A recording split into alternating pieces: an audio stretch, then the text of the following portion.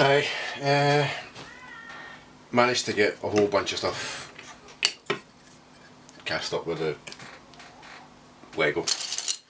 The one thing I hate about doing that is you get plaster everywhere and it takes forever to clean up, but I'll get that sorted later on when I can be bothered. Just a quick one to show you what I'm at, what I'm doing, all that nonsense. I misjudged the size of blank I need to cast to get my roofy bits, and I don't know how, but I've managed to make it thicker than I was supposed to, but hey ho, took forever. That was basically a square, that square, and they were cut out of that. Again, as I say, I managed to misjudge the size, so I've got a hole the waist. So 2 ends, front and back. Oops.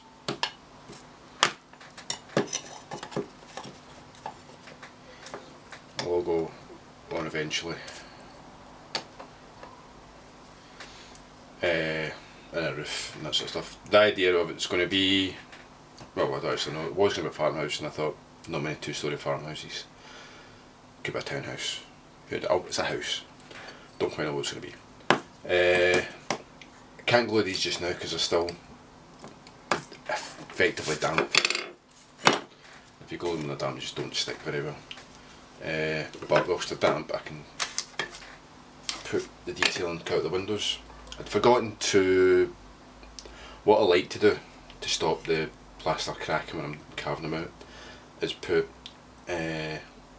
sort of, blank's not the right word, Lego bricks in for the windows and hold them in with bits of Lego out with the mould so they're all perfectly straight.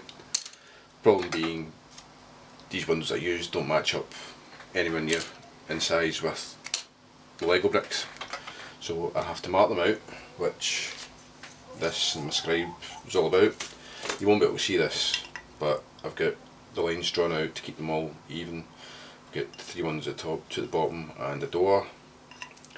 They've got to be carved out, so it's exactly the same as I did with that, except there's a lot more of them. They take forever. I keep joking that once I've got the bits done, they take 5 minutes to carve. Completely forgetting that it takes about 3 hours to do a window. Well, it doesn't take 3 hours, but that's what it feels like. And this is the bit where damage happens. This is the bit where this one broke into pieces. I know why I did it, because the back wasn't, I hadn't scraped the back properly when they were getting cast, so they weren't very even, and I never sanded them. And then I put them on the ground, on the table, and as soon as I put weight on it, a wee bit of plaster that was uneven at the bottom basically snapped it in half. So these are all as smooth as I can get them, and it's just basically a case of, once you've got it drawn out, scraping them out. It takes forever. Say, I use scribe or use a knife. Knife's usually a bit quicker, but it's a bit more clunky.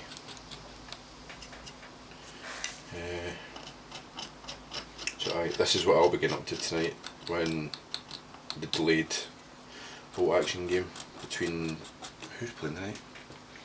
Dread and, I can't remember who Dread's playing, but it's been delayed for the last couple of weeks anyway. Well, the game that was supposed to be played has been delayed. I don't know if that's the actual game that's been delayed. Anyway, this is what I'll be doing whilst watching it. So I can't even have a beer because last time I had a beer when I was doing this, I cut myself. I shouldn't be trusted with alcohol and sharp implants, so it's Coca-Cola away for me.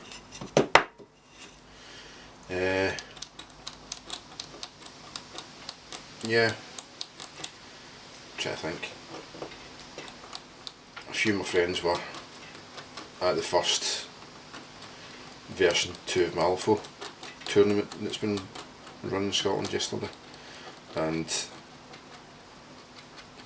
they're still not that enthralled by it. One's a Lilith player and one's a Ortega's player, and the Lilith player is feeling very handicap's not the right word. Because he's not got his full crew effectively at hand, he's struggling a little bit to get to grips with it all and see how his normal style of play will actually come through, I think. So he's still a wee bit miffed with version 2. I think he's going to,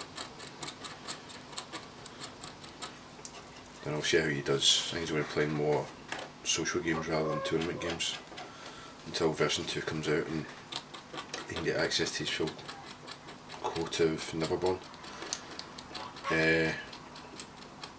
And the Ortega player is, I think he's possibly in the same. He's a bit miffed with how the changes are affecting how crew selection comes about.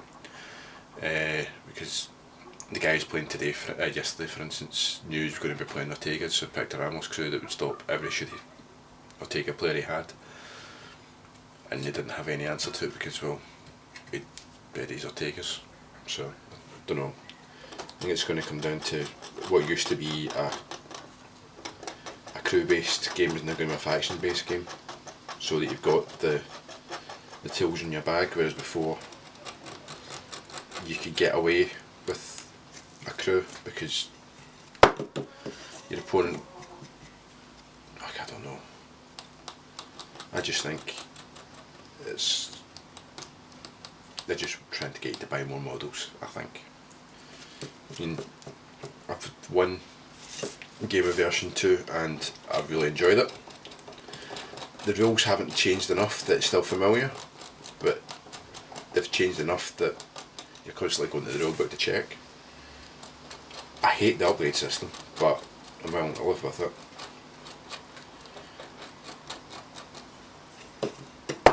I'm just waiting to see how it all comes out in the wash, basically. Yesterday I wasn't here not just because I was at the Glasgow show with the kids, but because I'm not wanting to do anything competitive, even with the beta rules and crews that I know are in the beta rules, because things are going to change. The crew I'm playing with just now is going to be like a completely different crew to what I'll be playing with when I actually start playing it properly. My brain just can't handle it, so. Anyway, I'll get stuck into these and see how many I can get done overnight and go from there.